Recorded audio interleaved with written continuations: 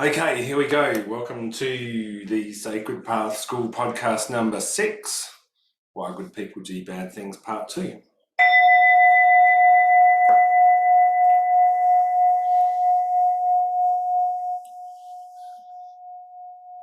All right, so what we're going to cover in this podcast is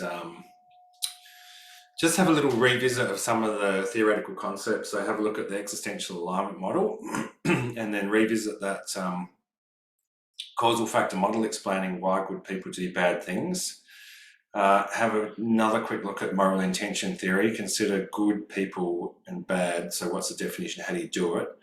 Just touch on the main points out of the interdisciplinary theory. And then mostly in this podcast, what I want to look at is case studies. So how do you make sense of this stuff?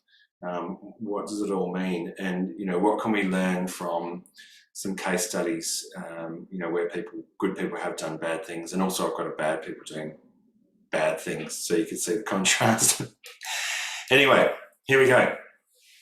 All right, so firstly, just to go back to the existential alignment model, so we're back to existential philosophy, and some of the key points to recognize in this is, so just looking at, the way that we're creating our reality.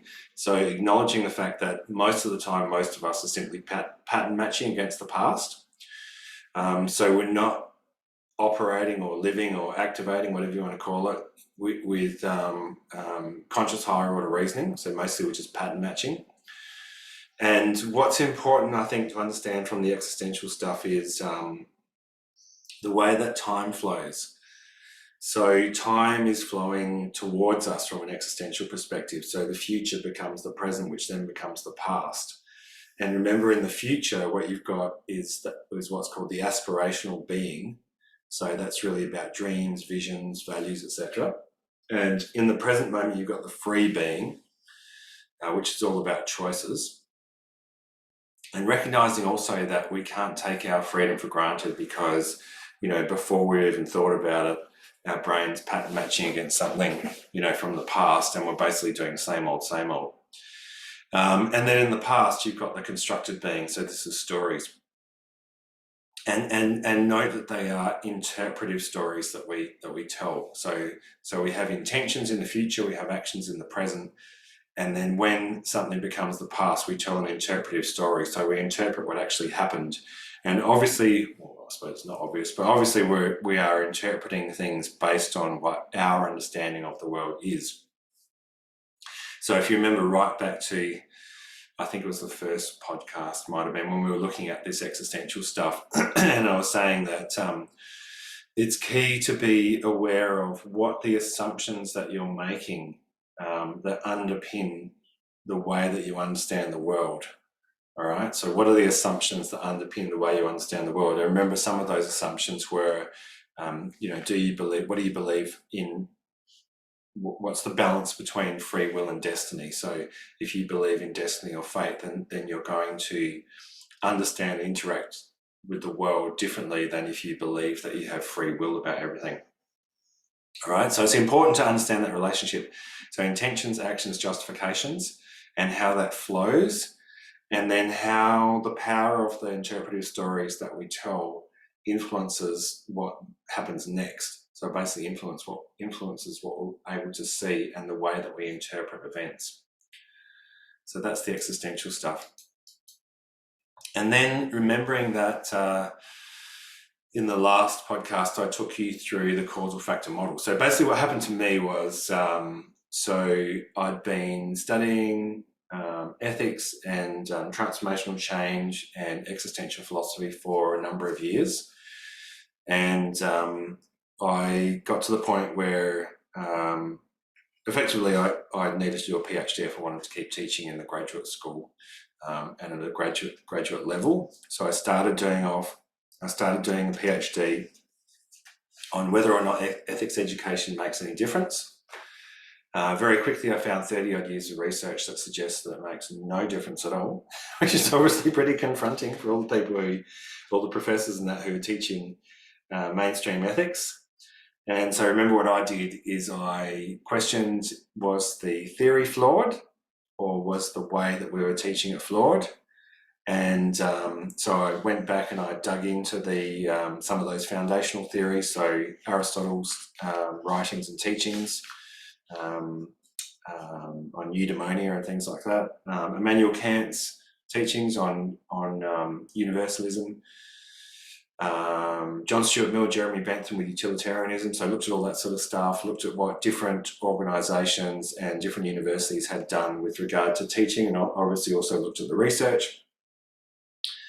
And came to the conclusion that what was flawed was the theory, and as I said, some of the assumptions underpinning the theory, but the key assumption being that ethical decision making is a rational cognitive process, which in the last podcast I showed you lots of evidence to support that it's not a logical rational process. And so what I did is I mashed together the interdisciplinary theory and developed a causal factor model, which explains why good people do bad things. And then I went and tested the model on people that had been convicted of corporate crimes or who had been whistleblowers, and basically refined the model. So the model, if you're listening to this on audio, and you want to see the model, you can look at the YouTube channel, Psychopath School YouTube channel, and also LinkedIn as well. So there's a whole lot of stuff that I've uploaded about this. But basically, the model that I developed, the causal factor model that I developed, is an existential model as well. So it goes round and round in circles. So no beginning, no ending. And what happens in the way that we interpret events influences what we see next. So hence the way that this flows on from the existential alignment model. But basically, to take you through, I suppose, some of the key points in this model. So the key point is that we are influenced by personal, situational and contextual factors that changes the way that we interpret the events that we are experiencing in the present moment. And that all of us start off with some sense of moral obligation or moral entitlement, which I proposed to you in the last podcast is probably the distinction, well, I would say it's the distinction between a good person and a bad person.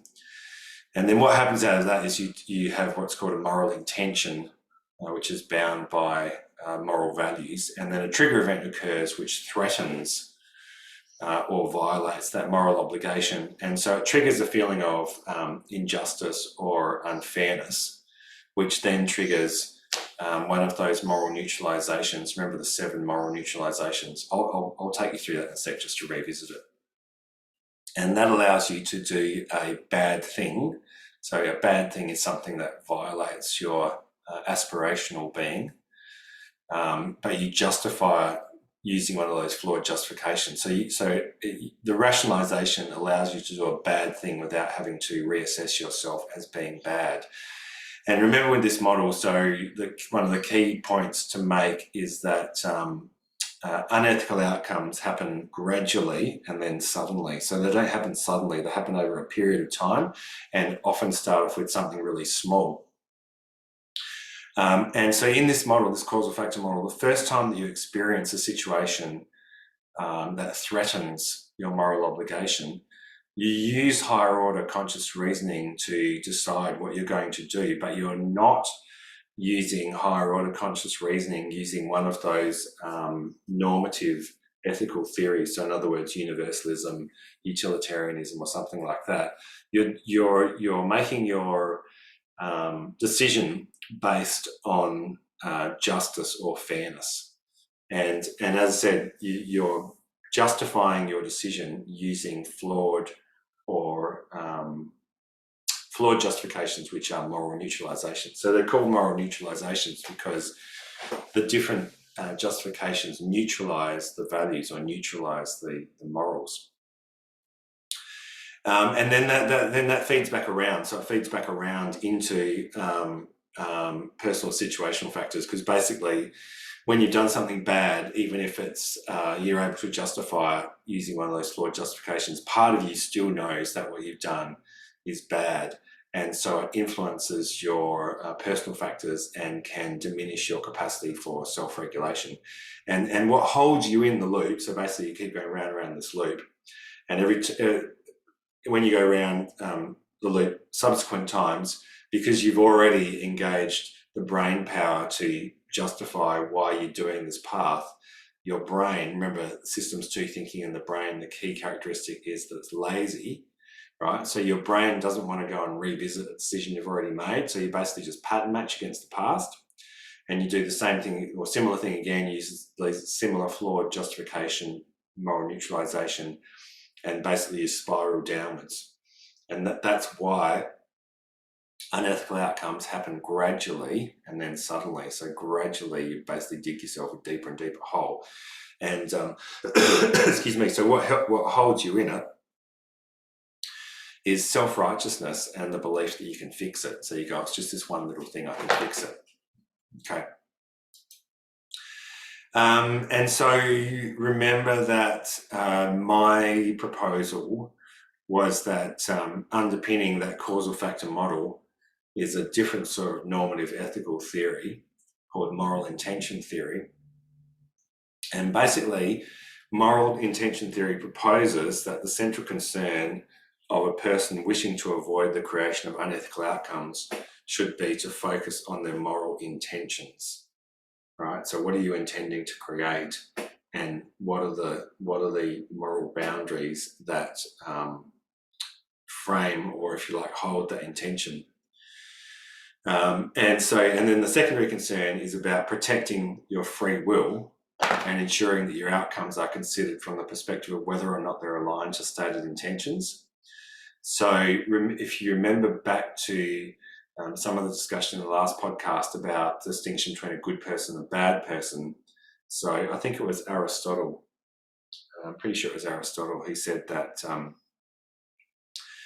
basically your desires violate your free will, so you can't actually uphold your virtues because you're deluded, and basically your rational mind has been overtaken, if you like, by emotive desire, right? So with moral intention theory, what you're trying to do is you're trying to protect, so define and then protect your moral intention. And again, the ideal is to achieve existential alignment between your intentions, all right, so what you're intending to create, the actions that you take, and the stories that you tell about your outcomes. And again, just given that these stories are subjective and interpretive. So what you want to do, moral intention theory, so define, enact, and protect moral intent, which obviously is very different to some of the normative ethical theories that require you to, for example, determine what your values are or what your universal rules are, because the assumption that they're making is that once you've done that, it's a set and forget process, and that it's very rational and logical. And what I'm suggesting to you is ethical decision making, or the creation of unethical outcomes, is not a rational logical process. It may be a rational logical process if you're in a sort of experimental type environment and you put on your ethics hat and you engage your ethical decision making framework. But the reality is that most of us, as I said, are subject to situational and contextual factors that mean that often we're using the wrong decision-making criteria. So let me just go through that in a sec. But the other thing to be aware of here is what's the distinction between a good person and a bad person? Again, last time, which I'll just revisit now quickly. So last time I took the teachings from the key theoretical frameworks and basically mashed it all together. And so you get this definition, which is pretty long-winded, but it's worthwhile just bearing in mind what it is. So a good person doing a bad thing is a person of good character. So it's character as defined by courage, temperance, liberality, so freedom basically, magnificence, honour, patience, amiability, and sincerity. And so it's a person with good character, but they're being driven by emotion rather than rational thought. right? So they're being driven by emotion rather than rational thought, which is an important point to make. It's a person who has good intention and believes they are acting with a free will, right? So they believe they're acting with a free will, but in fact they are deluded because their faculty of pure reason has been compromised by sensuous desire and they are not acting as their genuine self. And they're violating the principles of impartiality, truthfulness, equality, and unity or empathy, whilst rationalizing away the internal moral conflict, so their will having given in to desire, and they're creating an outcome that decreases the overall level of happiness. All right, so that's good person or bad person. And then just some of the key points from the interdisciplinary theory. So remember social psychology. So social psychology is different to clinical psychology or personal psychology because it's looking at the way that the environment or society, if you like, influences a person. So some of the key things to take out of social psychology. So I would say that the key concept here is the idea of self-identity theory. Right. So remember with going back to the existential stuff, you go future, present, past, and we tell an interpretive story about ourselves. So the interpretive story about ourselves is basically is self-identity theory, right? So self-identity theory says we say or tell ourselves a story about ourselves that defines our identity. So as part of that, we also have what's called a moral self-identity. Okay, so a story that you tell about yourself, about whether or not you're a good or bad person. And if you tell a story, well, most of us, 95% of us are going to tell a story about ourselves that we're a good person. And so if you tell a story that you are a good moral person, then when you're faced with compliance training or ethics training or something like that, basically your response is to cross your eyes and go, yeah, whatever, I don't need this. It's a tick the box exercise. But that process, if you like, of believing that you're a good moral person also has the potential to blind you from ethical issues because of perceptual blindness and cognitive bias, right? So be aware of that. The other couple of things just to note with this is that we change our self-concept according to circumstances, right? So situational factors can trigger different self-identity, so different type of behavior. So for example, probably the worst type of, well, not the worst, but a simple example that shows how it can be different is, maybe you see a younger man who's like really a good, decent person, all that sort of stuff, and then you put them in like a locker room type environment, like a sporting type environment, where obviously it's competitive. There's a bit of testosterone floating around, and it's outcome oriented, etc. Because obviously they want to win the game, and has the potential to change the way that person behaves, like change what they think is good behavior and bad behavior, right? So the key there is that we change our self-concept according to circumstances. And the last part there is that we overestimate dispositional factors. So we overestimate, somebody's character, and we underestimate the influence of contextual factors. Criminology, just a quick revisit. So criminology, so remember we use moral neutralizations to enable us to do bad things without having to assess ourselves as being bad. And so the key here is a person's concept of justice. And there's only 7 of these neutralizations. So it's pretty easy to remember. So just go through them quickly. So first one is denial of responsibility. So in other words, not my fault, it's just following orders. The second one is denial of injury. It's not hurting anyone, so what's your problem? The third one is denial of the victim, or really specifically denial of the victim's rights. So they deserved it, so rich people deserve to be stolen from because they've got lots of things, and obviously that morphs into other situations as well. The fourth one is condemnation of the condemners. So you think I'm bad, but you should see them. 5 is appeal to higher loyalty. So I did it for you, I did it for my family, I did it for my company, country, team, whatever. 6, everybody else is doing it, so I had no choice to follow suit. And 7 is claim to entitlement, so I deserve it. So that's the criminology stuff. And then the last one, which we've been through a bit, so this is the neurocognitive science. So just remembering that how we make decisions. So those 2 interrelated processes. So systems 1 is a subconscious pattern matching process. Systems 2 is higher order conscious reasoning. Majority of the time we're using subconscious pattern matching because it uses less energy. So from a survival perspective, we're trying to save energy, so we'll just default into subconscious pattern matching. And from an ethics perspective, rational higher order decision making is not normally engaged until after the event, and only in order to justify why we made the decision we did, right? So basically your systems 2 thinking, your brain operates more like a lawyer defending a client than a scientist objectively assessing the facts, right? So that's the theory. So remember, I went and took that theory together, mashed it all together, created a causal factor model, then basically went and tested it. So went out, as I said, and found people that had been convicted of corporate crimes and tested it. And basically you keep refining the model until it gets to the point where it's predictive. And so that model, excuse me, I would suggest to you is predictive. All right, so how do you apply the model? So when you look at an unethical outcome, your default way of looking at it is to think that it's because there's something wrong with the person. So remember that the default model for ethical decision making, remember that 1, you recognize the moral issue.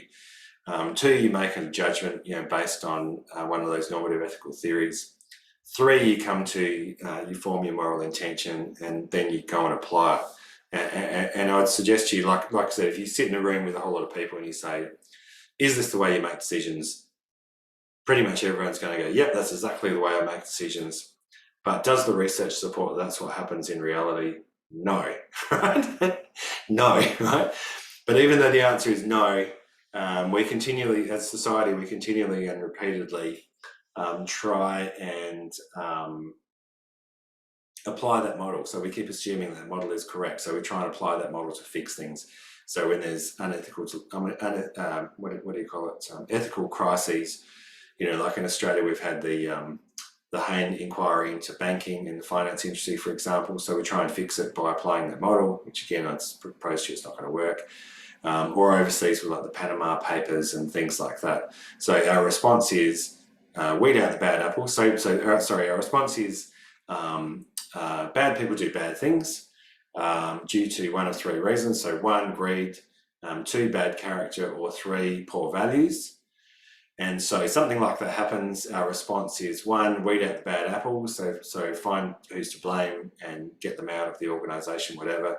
2, re-educate the people that remain in character and values training. And 3, put in big deterrents to stop them from doing it again, or stop them doing bad things again. And obviously, all the way through, the assumption there is that it's a rational, logical process. So you're actually thinking about it, and therefore, if you put in bad deterrents, when you're thinking about doing a bad thing, you're going to take into account the fact that you might go to jail or whatever before you do it. But as I said, research says that that's rubbish, doesn't work, right? But again, we persist as a society, right? So let's have a look. So how do you apply this way of thinking to a case study? So I'll just take you through a couple of case studies here. So the first one is Toby Groves.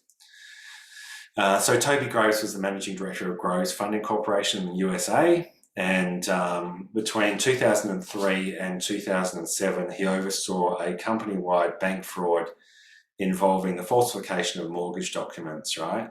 And in 2007, the FBI caught up with him and he was charged, well, not changed, that slide says change, but should be charged with bank fraud totaling 100 million US and the falsification of tax records. He told me, by the way, that it was actually much more than that, but anyway, we won't go into that. He pleaded guilty, agreed to help the investigating authorities, and he spent 2 years in jail, right? So how do we assess it? So as I said, if we look at it from sort of a normal historical way of resolving these issues, we'd go, oh, what a greedy bad person, right? How dare he do such thing, right? But what I'm suggesting to you is to look at it in a different way. Okay, so how should we look at it? So the first thing I would say to you is to ask the question of, okay, are we dealing with a good person here or a bad person?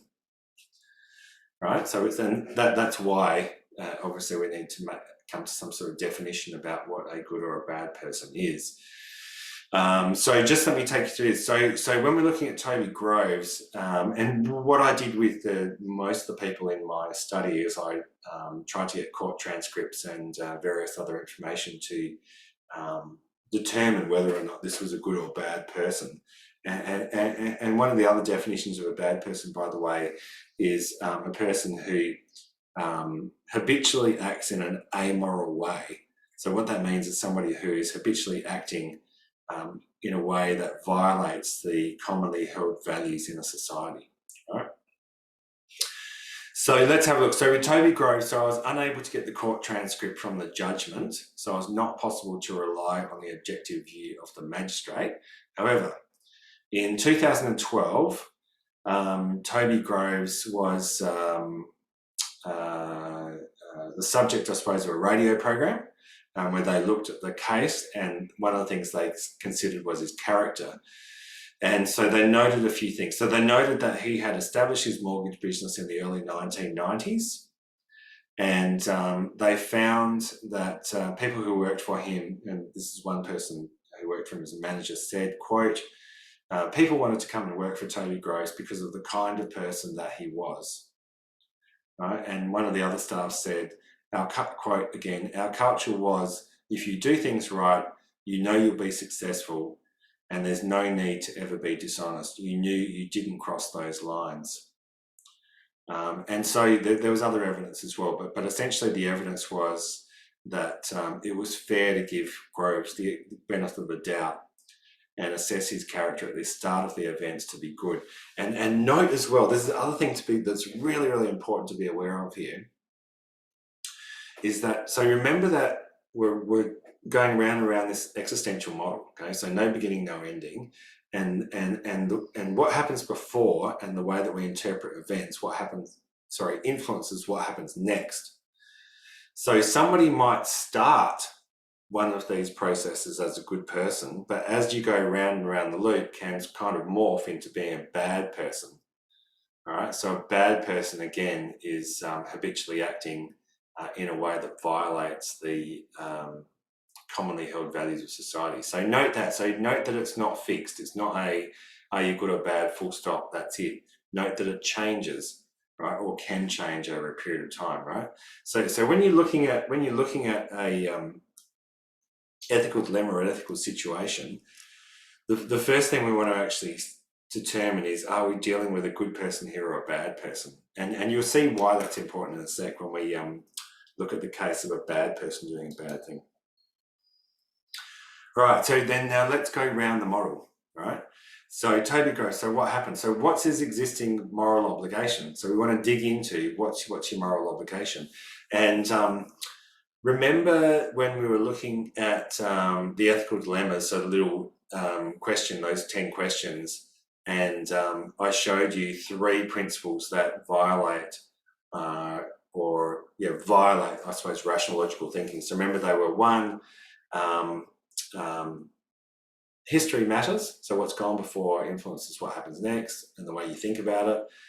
Personal versus impersonal, and the contact principle, right? So when we're looking at existing moral obligation, history does matter. So here's Groves' story. So when Toby Groves was about 20,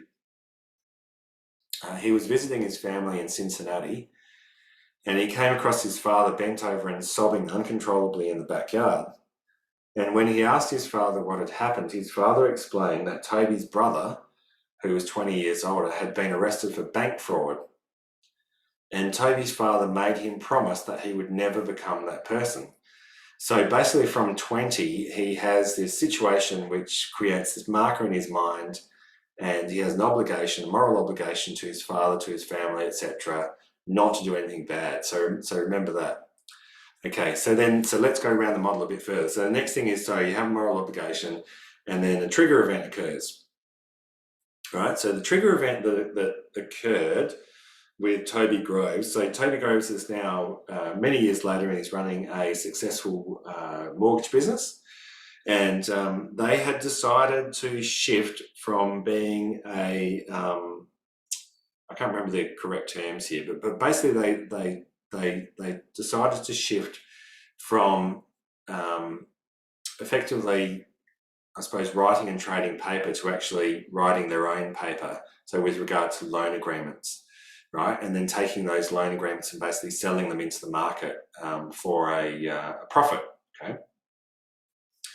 So what they found out, so this is the trigger event. So the trigger event was that the disclosure document in the loan agreements was out of date, meaning that the loans could not be sold into the market. Okay, so the simple error created a $250,000 shortfall in the company reserves. So if you think about that, if you're writing big mortgages, $1 million mortgages, but you've only got maybe a 2 or 3% margin, then you then take that and you sell it into the market so that you get your profit, and then you can use that money to obviously write more mortgages, okay? But if you can't sell it into the market, obviously you have a cash flow issue occurring. So what happened was the error created a $250,000 shortfall in the company reserves. All right, so here's the justification. So this is a quote from an interview I did with Toby Groves. Okay, so here he is. So he's in the situation. It's been brought to his attention that you've got this big hole in the company that has the potential to obviously destroy the company. And so here's what he says, quote, "So I was well known for this." So by this he means looking after people, because people, they wanted to come and work for our company. Then when this pops up, we're basically like, hell no, no way. We're not going down with something like this after everything we've done, which was little. So that's bad thinking. So see how he acknowledges that it's bad thinking? That's a little arrogant. And again, see, he's not acknowledging that's arrogant. You're thinking like, oh, we're so honourable that we can't make an error. You're going to end up getting your ass kicked if you think that way. So then he goes on, he says, pay off that loan and just go on with life like it never happened. That was a lot more attractive, not to lose everything over having this fraud in our company. I thought, I'll pay that off. I'm talking to myself. That's the right thing to do, because what's going to happen if I don't? The buck stops with me. I need to pay that off and take responsibility, then we'll just go on with it. So see how he's thinking, okay, it's just this one little thing, I can fix it. And the self-righteous belief, quote, I saw that as if I don't fix all that, if I don't fix it for other people, I'm certainly not going to be okay. So I have to make sure. I need to take the most direct route. I'm now going down the path. Now it's going to be very difficult to turn around. So he's recognizing that he's violating one of those, some of his core values, but his justification is that he needs to look after his people, etc., etc. Okay. So if you go back to the causal factor model, so let's just step through it, right? So first of all, I would suggest to you that at the start of this, so certainly at the start of this, we're dealing with a good person.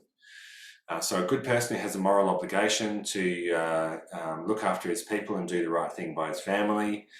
You have a trigger event, right? So that's threatened.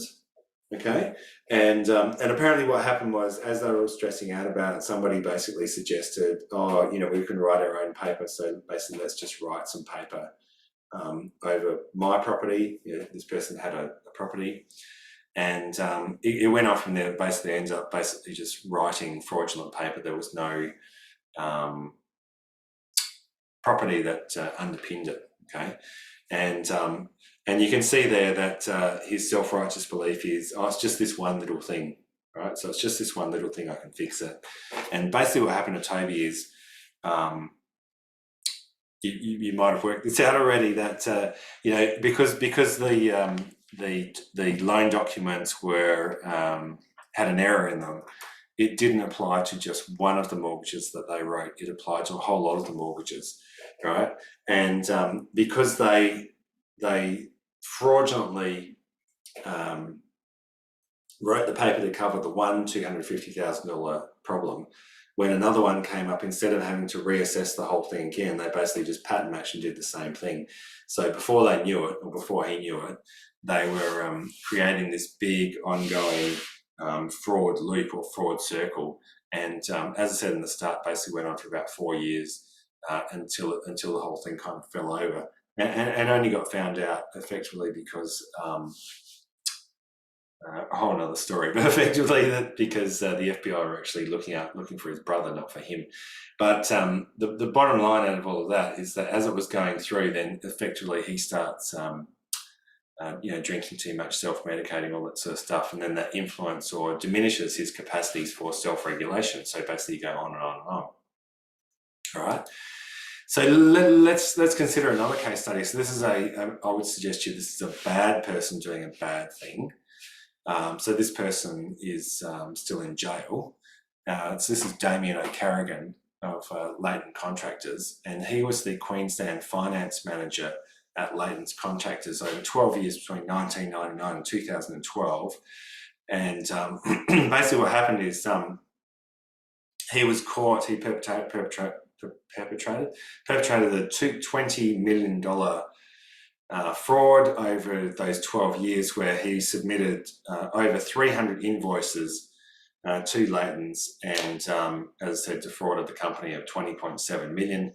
And so he pleaded guilty in 2012 to all charges and was sentenced to 15 years jail with a non-parole period of 6 years. And on appeal, this was reduced by 1 year. Right. So first question. So are we dealing with a good person or a bad person? Okay, so I wasn't able to interview Damien O'Carrigan, but there's plenty of court transcripts and interviews, etc., that were given by various people. So here's a quote from his wife. So this is what his wife said. So his wife said, "You've got to remember that my husband was my hero. I knew him like the back of my hand. When this first broke, I thought, you've got to be joking. You've all made a tremendous mistake."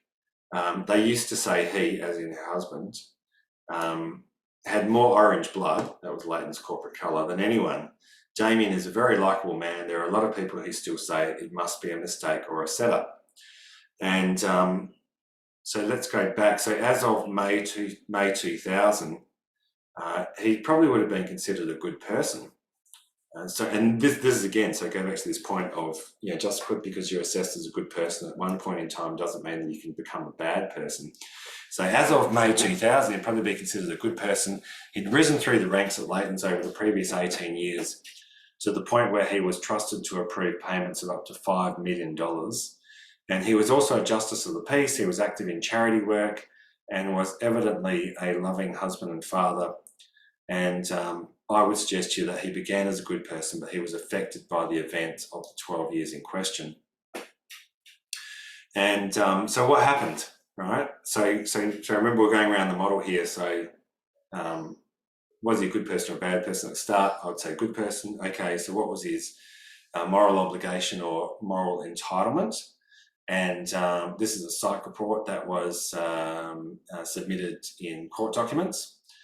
And so, quote, "So it seems he was disillusioned with Leighton's and felt it had not given him the recognition and appreciation his hard work had merited." And his quote was, this is Damien O'Carrigan's quote, "I would like to be better recognised for my contributions. Quote, good old Doc, he's always there," he wrote in 2004.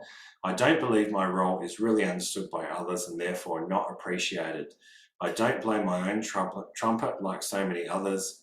I will not let Leighton's become the most important thing in my life. When I die, Leighton's will not cry at my funeral. I will always remember that."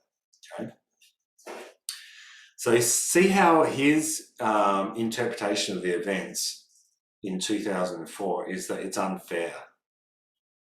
Right? It's unfair. And I would suggest to you, I'll go through again this in a minute, but when you look at the model, that causal factor model, the trigger, right? The trigger for somebody taking action, which begins one of these processes of creating an unethical outcome, the trigger is a subjective perception of injustice or unfairness. Right? A subjective perception of injustice or unfairness. So in 2000, you could say it's pretty good. By 2004, you're questioning. He's saying it's unjust and obviously creating ripe, what would you call it? Fertile ground. That's it. Fertile ground for justifying unethical actions. And so the trigger event. So the fraud had started with dissatisfaction and a form of abuse at work. This is a quote from the psychologist. He believed that he was overloaded and overlooked and resented the salaries of younger staff with less experience. Right? And the justification, it was interesting when I dug into it. So the justification was, and this is a quote, the thing with O'Carrigan is that it all came down to the fact he started at Leighton's at the same time as the managing director 30 years ago. And now the managing director is making millions and he is still getting paid about $200,000 for being a finance manager. So he just thought he deserved it. So remember those flawed justifications? So see the flawed justifications? Well, I deserve it, okay? And then he goes down the slippery slope. So this is a quote. So it then becomes entrapment. You're trapped in what you're doing and the lifestyle that accompanies it.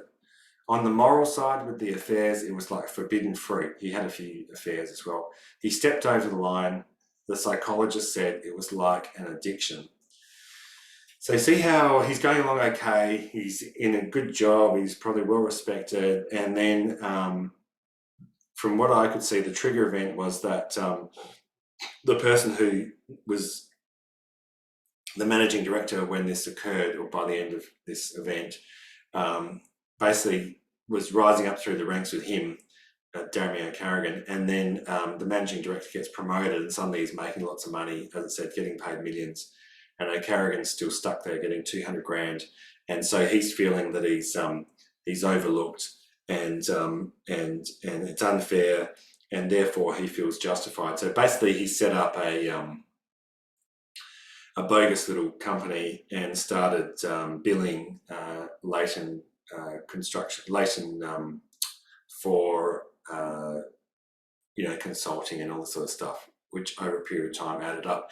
And then as he goes into it, then remember that as you go around, so you have this justification, I deserve it, but you come back around into personal situation contextual factors, and some part of you knows what you're doing is wrong. And so you see the quote again. So it becomes entrapment. You're trapped in what you're doing and the lifestyle that accompanies it. And so then I would suggest to you, the more times you go around the model, the more likely you are to shift from a good person who's basically trying to fix this bad event to a bad person who feels entitled, okay? So you see that quote there. So on the moral side with the affairs, it was like forbidden fruit. He stepped over the line. The psychologist said it was like addiction, okay? And so if we go back to the model, so what are the red flags in the model? And what are some of the key issues here? And this is really what I've been working on for probably the last, where are we, sort of 5 or 6 years. So basically looking at, okay, if that model actually does explain why good people do bad things, and I would suggest to you that it's pretty good, take the model and apply it and see if it actually explains. Then what are the implications for preventing good people from, falling into one of these holes? So some of the things there, are red flags. So note how you can go down this little slippery slope, and again note that I would suggest to you that the initial trigger is a subjective perception of injustice, right? So here's some of the red flags. So in conversations, what you should be listening for are the flawed justifications. So there's 7 flawed justifications, right? So I'm just following orders, I deserve it, they deserve it, it's a stupid rule, everybody else is doing it, etc. Right? So when you're hearing those flawed justifications in conversations, alarm bells should start to go off.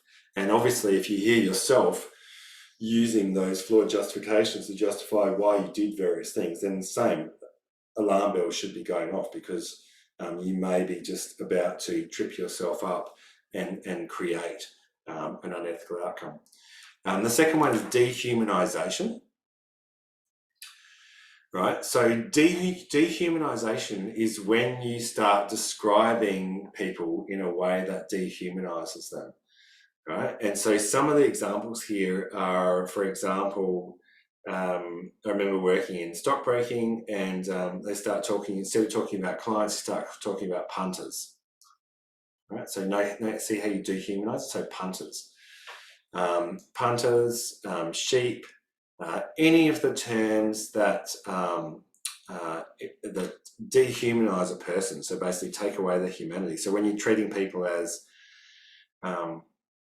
clients, numbers, anything like that, so anything that dehumanizes. The second one is depersonalization, and so this is similar to dehumanization, but it's flipping it around the other way, and this is when you're basically cloaking people in anonymity, so making somebody anonymous. And some really weird research has been done on this, basically where they looked at tribes and peoples around the world, and they looked at, for example, the tribes that basically depersonalized their warriors by doing things like wearing masks and uniforms and things, or somehow shielding their identity to make them anonymous, and whether or not that led to more violent and I suppose aggressive acts in war. And the simple answer is yes, right? So some things that we see with depersonalization is when you see security guards, for example. So when security guards are all wearing the same uniform, and potentially even riot police. So riot police, you'll see their identity has been completely shielded. So they've got masks on, helmets.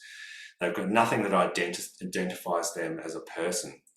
So that's depersonalization, and that's a red flag for creating unethical outcomes. So good people creating unethical outcomes, and there's a whole backstory to this, right, which obviously I haven't got time to go through right now. The other one is obedience to authority. So when people are deferring to authority and mindlessly following orders, etc., it's another red flag. Groupthink is another red flag. So groupthink often happens at executive level. So management teams, boards, and some of the things there are when there is when it's an aspirational group. So if you're really aspiring to be in the senior leadership team or on the board, for example, you're more likely to go along with what the general consensus is. In other words, the group think, rather than stand up for yourself, stand up for what you believe in. So that's another red flag. With regard to someone's behaviour, some of the red flags there. So no contact. So remember the no contact principle. So if there's no contact, so the person is like working virtually all the time, so obviously that's a red flag.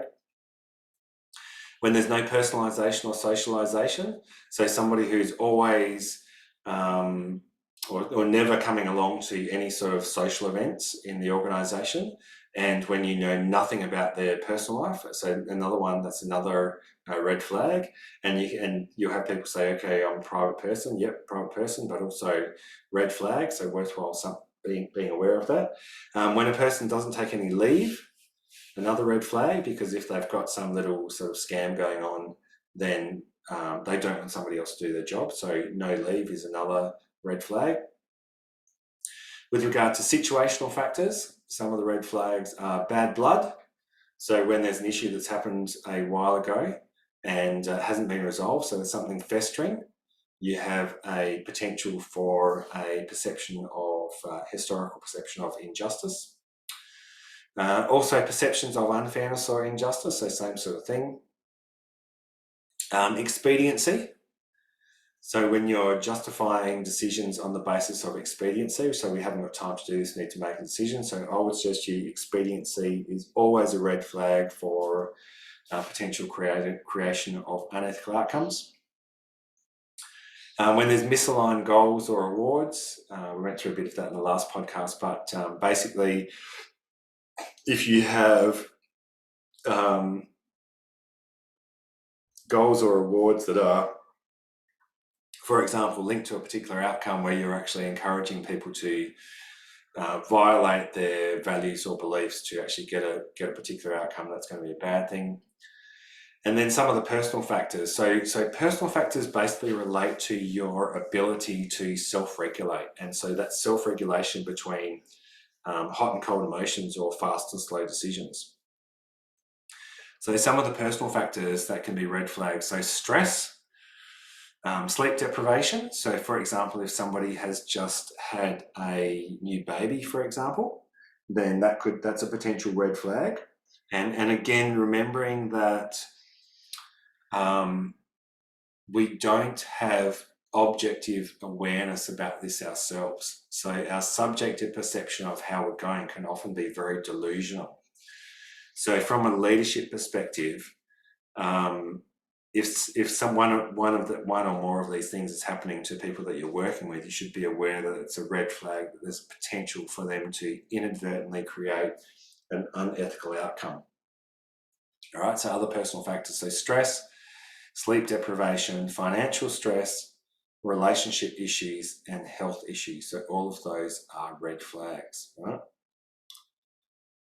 All right, so what to do about this? And I think what I'll do is I'll cover the what to do about this in maybe in the next podcast or one after, right? But the key point that I would like to make with regard to why good people do bad things is that the first thing is awareness, right? So being aware of what happens in reality. So being aware of the gap between theory and reality. And remember the theory is that we're making ethical decisions using one of those neuroethical theories, and it's a rational logical process. We actually think about it, and you can teach people how to do it. Reality, right? Reality, that's not true, okay?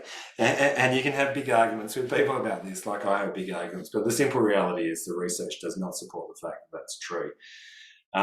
If you keep holding on to, or trying to hold on to the theory and trying to say, well, that's true, or even trying to say, well, that might not be true about you, but it's true about me, then again, I would say to you, you're delusional. And you need to be aware of what the interdisciplinary research actually says about these things. And that means that you're going to respond to various trigger events in a completely different way. Because hopefully you can see, for example, with the first case study with Toby Gross, where he had no intention of creating a bad outcome. But a trigger event occurred which basically threatened to violate a pretty significant moral obligation he had to his father in particular, and obviously his family. And then he took a emotive decision which effectively led him down this little slippery slope, and because of the nature of his personality, instead of actually short-circuiting it and owning up to it as quickly as possible, he basically went down that path and continued down that path and continued trying to fix it. And it didn't come to a head until years later, and then when he dug himself a very big hole. So I think I'm going to leave it there. Again, what I'd say to you is you're not as smart as you think you are, especially with this stuff, right? If you think you're that smart, then that's probably a red flag, right? So I'm going to leave it there, and we'll follow up in the next podcast on what to do about it. So thank you very much for listening. Sorry, just to reiterate, if you're listening to this on Apple Podcasts, please feel free to share the podcast and also to write comments or give a review, whatever. If you have found this stuff useful, then please share it. Obviously, I'm doing it because I would like to get people to think differently about this sort of stuff and try and reduce the unethical outcomes and create more possibility for self-actualizing and really create a better world. Anyway, I'll leave it there. Thank you very much for listening. Bye for now.